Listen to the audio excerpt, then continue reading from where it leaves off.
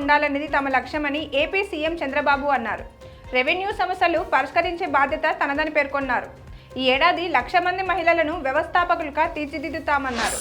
తిరుమల కల్తీ నెయ్యి కేసులో విచారణను సిట్ వేగవంతం చేసింది.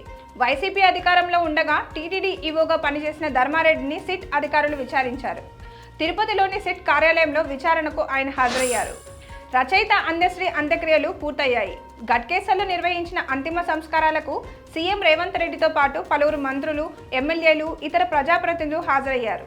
అందశ్రీ పాడను సీఎం రేవంత్ రెడ్డి మోశారు. అందశ్రీ మరణం వ్యక్తిగతంగా తనకు, తెలంగాణ సమాజానికి తీరని లోటు అని సీఎం రేవంత్ రెడ్డి అన్నారు.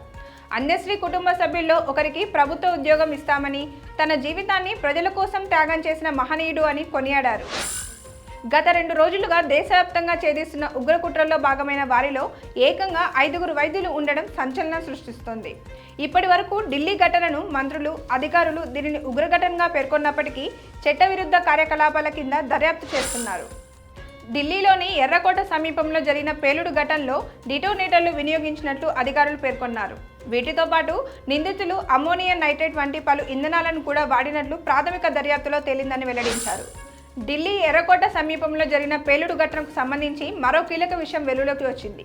ఈ ఘటనలో ఉగ్రకుట్ర ఉన్నట్లుగా అధికారులు అనుమానిస్తున్నారు.